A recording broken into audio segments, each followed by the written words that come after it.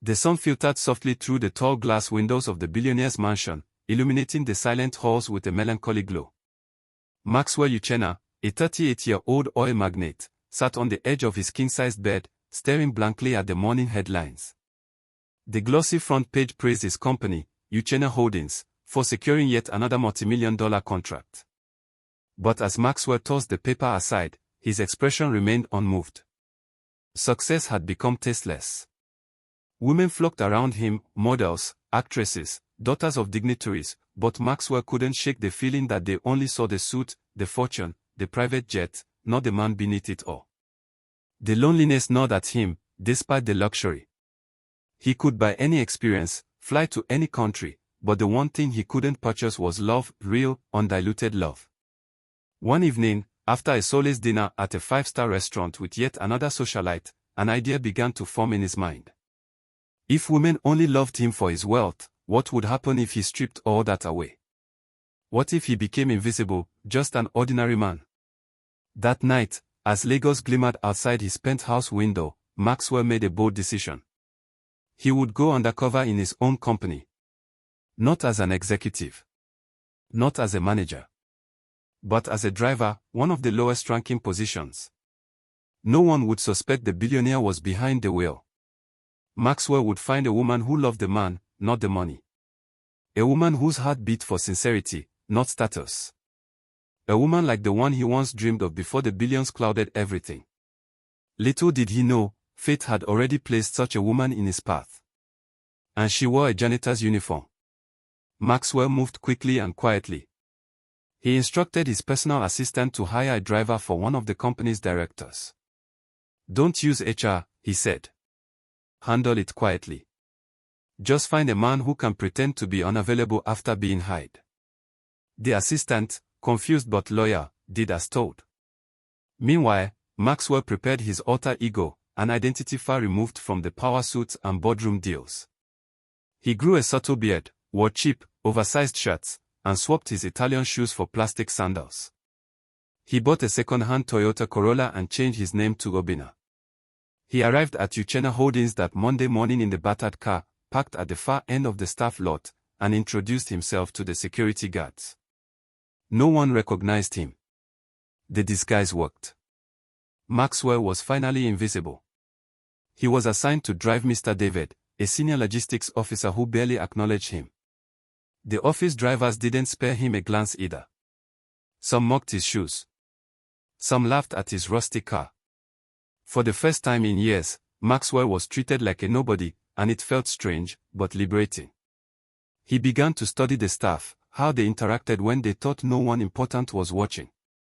One figure stood out almost immediately, a slender young woman who cleaned the office floors with such grace and quiet determination that it stirred something in him.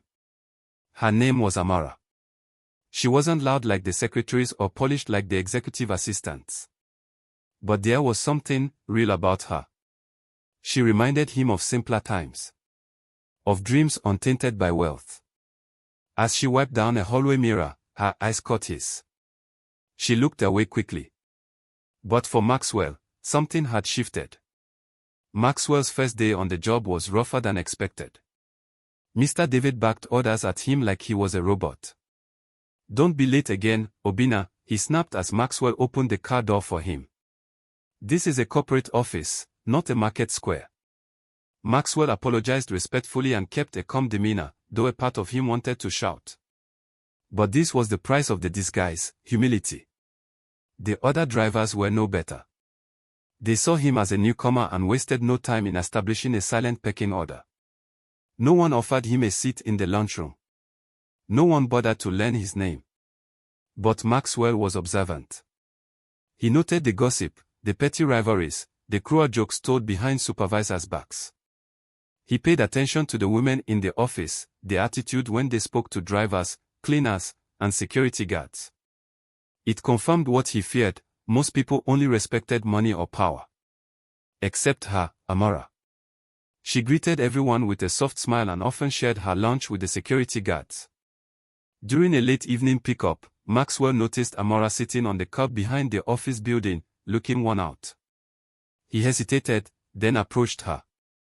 "You okay?" he asked gently. She looked up, surprised that a driver would notice her. "Yes, just tired," she replied. He offered her a bottle of water. She hesitated, then accepted it with a nod of thanks. That tiny gesture marked the beginning of something subtle. Maxwell drove home that night not in frustration, but reflection. Maybe, just maybe, he had found someone different. Someone who didn't judge based on status. But he needed to be sure. He would keep observing Amara, every day, quietly, like a student learning the language of the heart. Each morning, Maxwell looked forward to seeing Amara. There was something refreshing about her. She wasn't the type to draw attention, yet there was elegance in her simplicity, her hair always tied in a neat bun, her blue uniform crisp and clean despite the hard work. She arrived early, mopped the entire ground floor before most staff clocked in, and disappeared before anyone even noticed. But Maxwell noticed everything. He saw how she offered her umbrella to a secretary caught in the rain. How she helped a limping guard carry his lunch tray. How she always ate alone, under the staircase. One afternoon, Maxwell pretended his car had issues and waited in the staff garage. He watched as Amara came out during her break and sat on the stone bench nearby. She pulled out a small novel from her bag. He chuckled quietly, so she read. He hadn't expected that. Intrigued, he struck up a conversation. "You like books?" She glanced at him, unsure. "Sometimes. They help me escape reality," she said. He nodded knowingly. "Same here." That simple exchange lingered in Maxwell's mind all night. He couldn't stop thinking about it. The billionaire who once entertained supermodels in Dubai was now moved by a cleaner's short answer about books. It was surreal, but honest. The next day, he brought a book from his collection, an old Chinua Achebe novel, and left it where she usually sat. When she found it, she looked around, puzzled, then smiled faintly as she held it close. Maxwell watched from the garage, hidden behind a pillar. His heart beat faster than it had in years. Not because he had fallen, but because he was beginning to hope.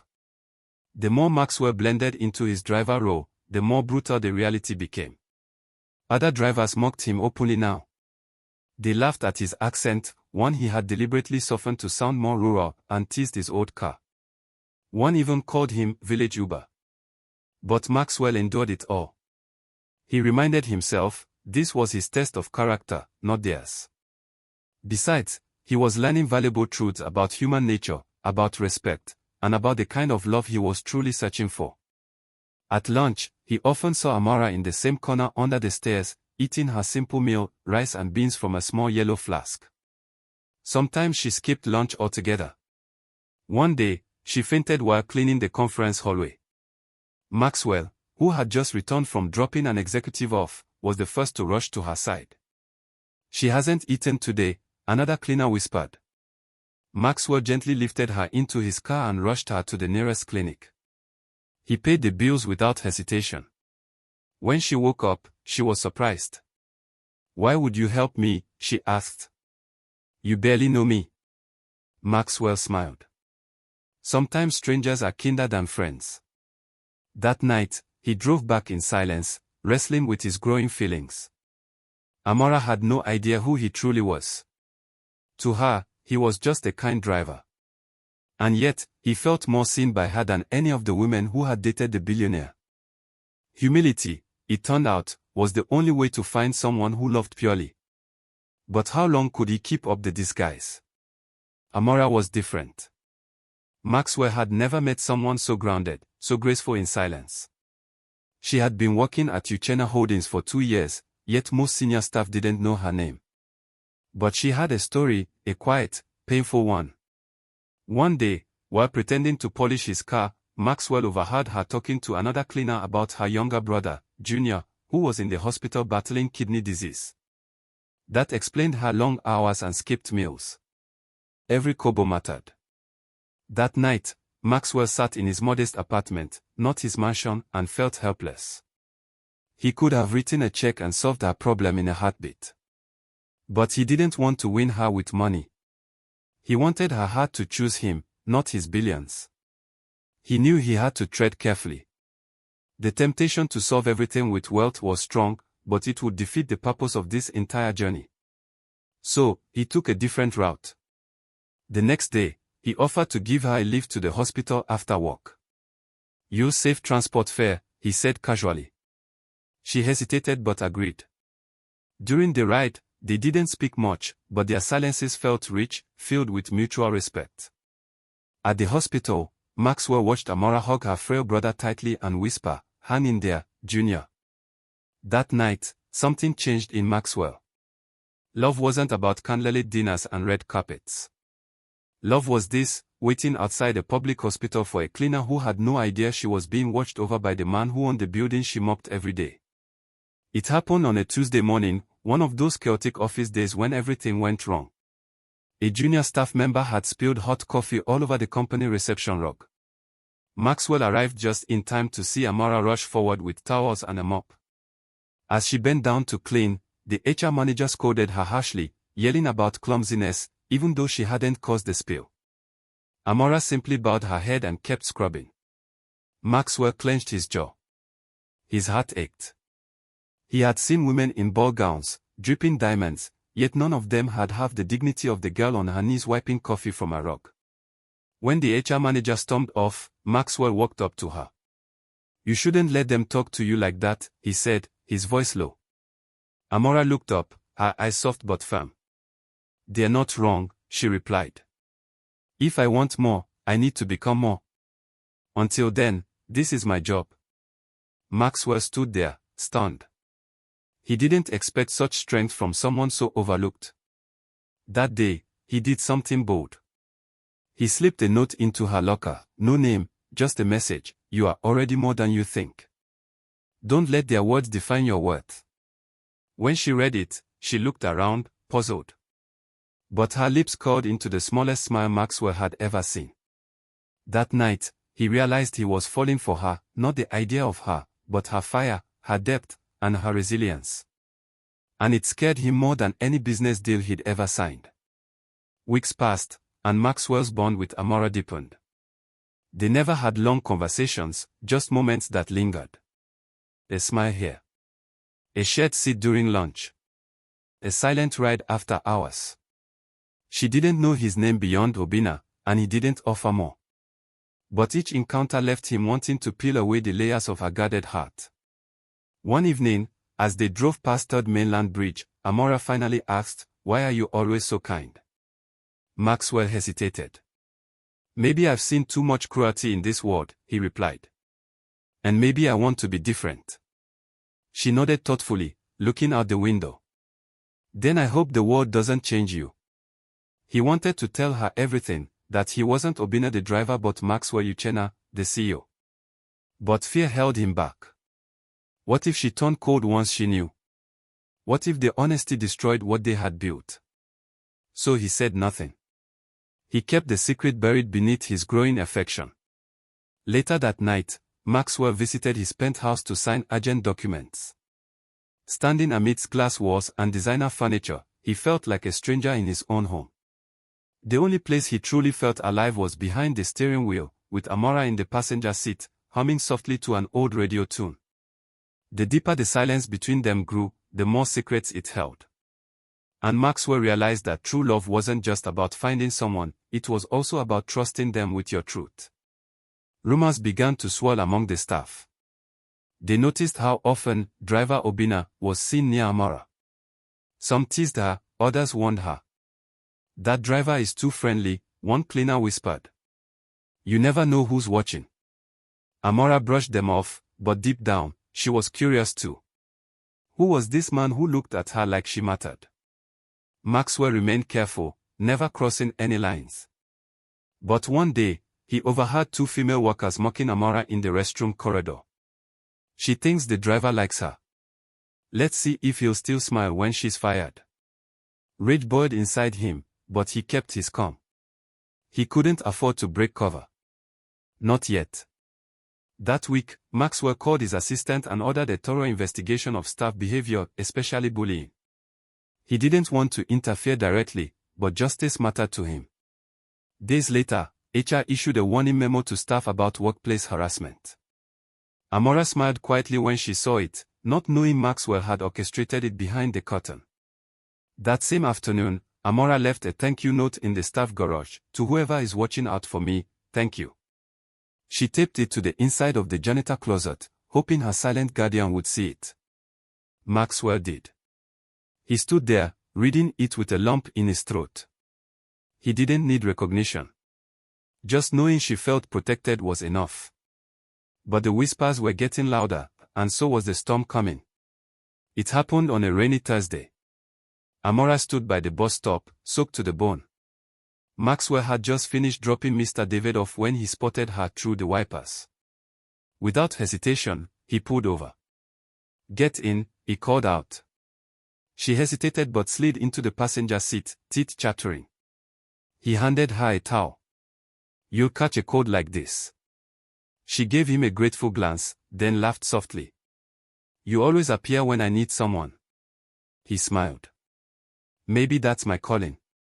They sat in the car as the rain drummed overhead, wrapped in the warmth of a moment neither of them could fully explain. And then it happened. Amora turned to him, eyes searching. "Who are you really, Obinna?" The question lingered in the air. Maxwell's breath caught in his throat. For a moment, he considered revealing it all, the mansion, the boardroom, the name she saw on every company door. But instead, he said, "Someone who sees you." She nodded slowly, holding his gaze. In that silence, something passed between them. Not a confession, not a declaration, but a recognition. Two souls seeing each other beyond the masks. Outside, the rain poured. Inside, a different kind of storm brewed, one filled with love, fear, and truth waiting to be told. A new opportunity to get closer to Amora arrived in an unexpected form, a staff appreciation party. The company was organizing a low-budget end-of-quarter celebration for all employees, including janitors and drivers. Maxwell, still in disguise, helped the event coordinator with logistics and made sure Amora would attend by assigning her light duties that day. When the party began, most staff mingled in cliques, with drivers and cleaners sticking to their own corner. Maxwell noticed Amora sitting alone, nursing a bottle of malt. He walked over casually and sat beside her. "You don't dance?" he asked. She chuckled. "Not unless I'm cleaning the floor." He laughed, and for the first time, she opened up. "This is nice," she said. "Most times, we cleaners are invisible. But today, we matter, even if it's just for a few hours." She turned to him, surprised by the depth in his voice. For a brief moment, she rested her head on his shoulder. Maxwell's heart beat wildly. He didn't move. He didn't speak. He just stayed still, afraid that any sudden motion would break the magic of that moment. But the party couldn't last forever. And neither could his secret. Maxwell's past caught up with him in the most awkward way possible. Days after the party, a woman named Sandra, a glamorous ex-flame, walked into Uchenna Holdings. She was launching a luxury perfume brand and wanted to pitch it to the company's gift department. She was shocked to see Maxwell outside, dressed in shabby driver's clothes. "Max. What the hell are you wearing?" she whispered, horrified. He dragged her aside quickly. "Keep your voice down. Just pretend you don't know me. I'll explain later." But it was too late. Amora, walking by with a mop bucket, saw the exchange. She noticed the way the woman touched his chest and called him Max. Suspicion crept into her eyes. Later that day, Amora barely acknowledged him. She gave curt responses and avoided eye contact. Maxwell tried to explain, but how could he without telling the full truth? He drove home that evening restless and torn. His disguise was supposed to protect his quest for love. Instead, it was building walls between him and the one person he was beginning to care about most. Meanwhile, Amora sat at home, wondering. Who was Max? And why did the driver seem to know rich people so intimately? Amora didn't speak to Maxwell for days. Every time he passed by, she busied herself with extra cleaning or avoided eye contact. He tried to act normal, but inside, he was spiraling. He didn't want to lose her, not like this. Finally, he couldn't take it anymore. One evening, As she was about to leave, he blocked her path gently. "Please, Amora, can we talk?" She sighed, visibly tired. "Are you really who you say you are?" He hesitated. "Why do you ask?" "Because I'm not stupid," she snapped. "You talk like someone educated. You give like someone with too much to spare. You act like you're hiding." Maxwell stared at her, torn between confession and caution. "You deserve the truth," he said softly. "But I need you to trust that my heart is real, even if the story isn't what you expect." Tears welled in her eyes, but she brushed them away. "You think I'm afraid of your truth? I'm afraid of mine. I'm afraid I might be falling for someone I never truly know." She walked away, leaving Maxwell standing in the dim light of the parking lot, his disguise starting to feel like a cage he built with his own hands. 2 days later, Amora didn't show up at work.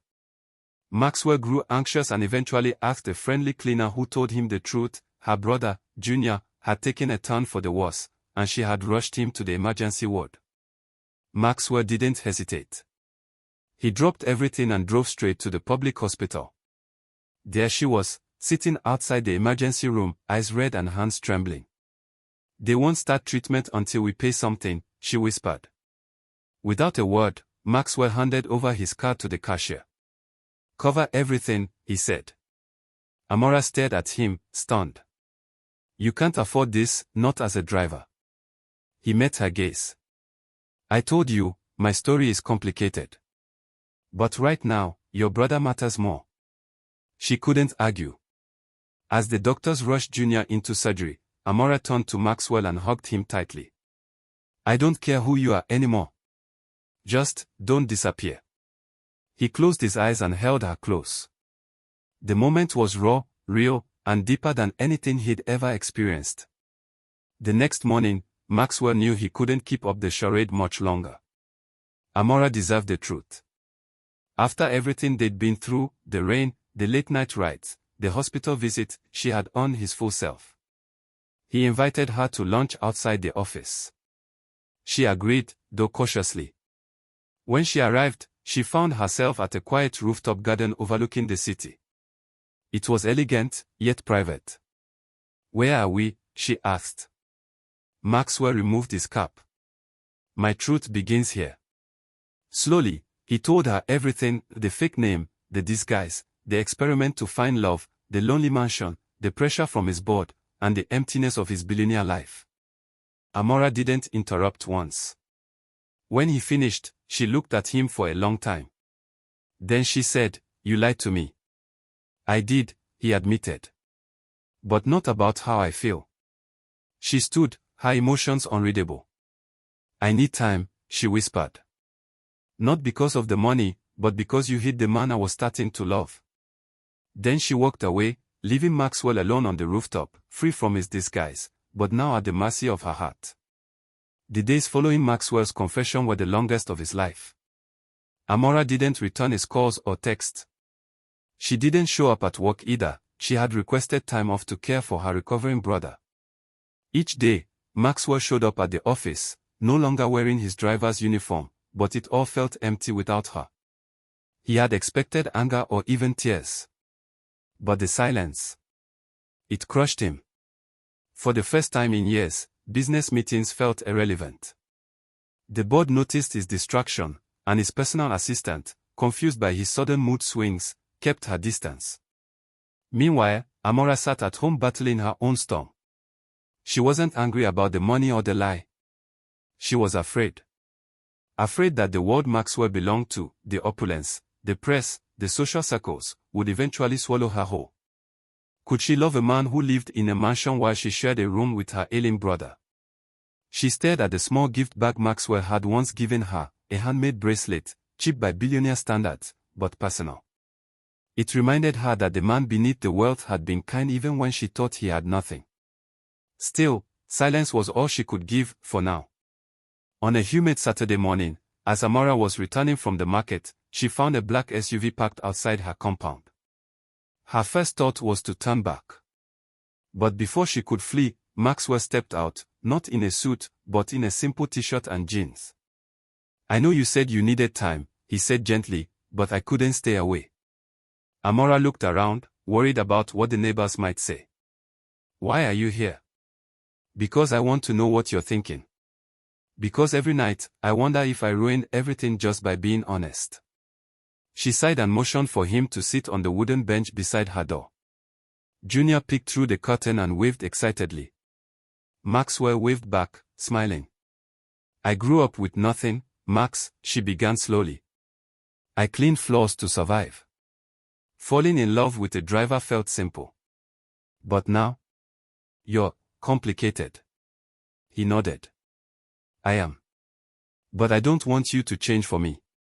I want to meet you where you are. Amora studied him for a long time. I don't need a savior, she said.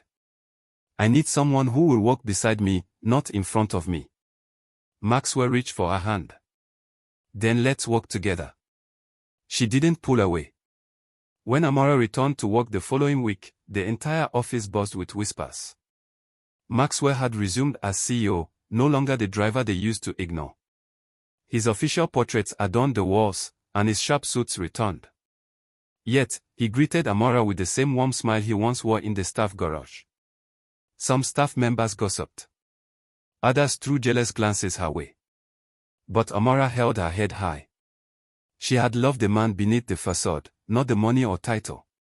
That gave her peace. Maxwell, now bolder, didn't hide his admiration for her anymore. He requested a cleaner's appraisal report to be sent to HR, recommending Amora for a permanent role in the facilities department with benefits. When questioned, he replied, "We reward excellence. Period." During lunch breaks, he still walked her to the canteen. He didn't care what people thought. Their bond was no longer hidden in back corners, it had roots now. And though the world watched with judging eyes, neither of them flinched. Still, Amora made one thing clear: I need time to trust your word. Let me get there slowly. Maxwell smiled. I'll wait. To bridge the gap between their words, Maxwell invited Amora to dinner, not at a luxury restaurant, but at his home. Let me show you the real me, he said. Amora hesitated but agreed. That Friday evening, a company car picked her up. She arrived at a modest-looking house, not his opulent estate, but a simple guest home he had set up just for moments like this. Inside, the dining table was set with jollof rice, grilled plantain, and pepper chicken, her favorites. And he had cooked it himself, with the help of a YouTube video and lots of burnt trials. She laughed the moment she took a bite. You almost poisoned me, she teased. He chuckled. But the effort counts for something, right? They sat on the floor afterward, barefoot, sipping zobo and talking about dreams. For the first time, Amora saw Maxwell not as a billionaire or a boss, but as a man who craved simplicity, just like her. When she asked why he went through all the trouble of hiding, he replied, because money makes people see titles, not hearts. I wanted to be loved for who I am, not what I have. She leaned her head on his shoulder. You've come a long way, Max. So have you, Amora. The peace didn't last long. That Monday morning, a tabloid headline broke the internet: billionaire CEO dating office cleaner. Staff shocked by secret romance. Someone in the office had leaked photos of Maxwell and Amora, some from the office party, others from the day he visited her home. Social media erupted. The elite called it scandalous, the masses called it inspiring. Amora was devastated. She felt exposed, humiliated. This is what I feared, she cried. Your world doesn't accept people like me. I've become a headline. Maxwell was furious. He launched a full-scale internal investigation to find them all. But more importantly, he stood by her side, releasing a public statement. Love is not defined by social class. I found someone with a heart richer than any account balance. I am proud of who she is. The internet split. Some mocked.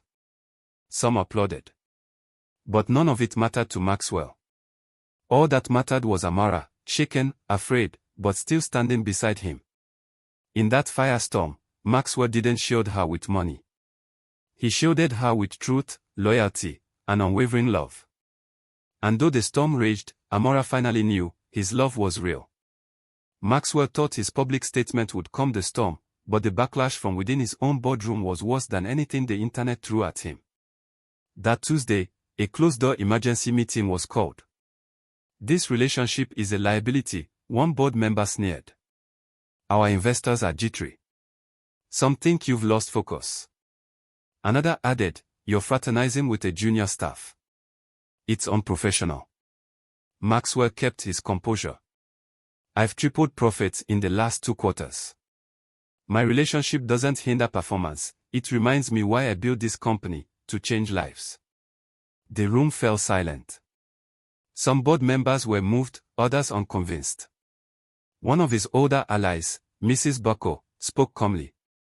"Maxwell, no one can question your leadership. But tread carefully. Love is fire, it can warm you or burn you." Outside the boardroom, whispers and rumors circulated like wildfire. But Maxwell didn't flinch. His mind was made up. Amora was worth fighting for. Amora didn't return to work that week. She stayed indoors, anxious and overwhelmed. Her phone wouldn't stop ringing. Journalists camped outside her neighborhood. Neighbors who once ignored her now stared whenever she passed. Junior noticed her silence. "You love him, don't you?" he asked one night. She didn't answer immediately. "I do. But this is not the life I imagined." "He chose you.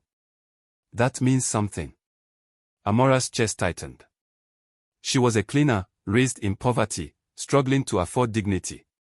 Maxwell lived in a world that judged people by lineage and bank accounts. Could love really bridge that gap?